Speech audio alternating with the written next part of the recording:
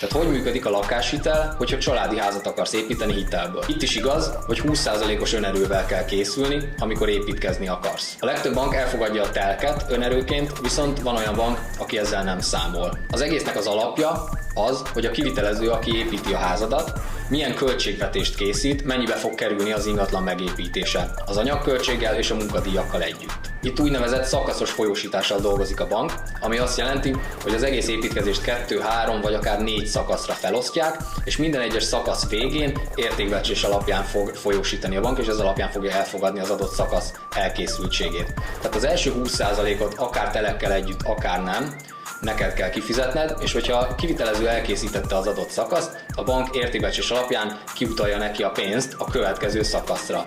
Egészen addig, amíg 100%-os készültséget el nem ér, és ilyenkor a teljes hitelösszeget már kifolyósította a bank, a kivitelező megkapta a pénzét, te pedig beköltözhetsz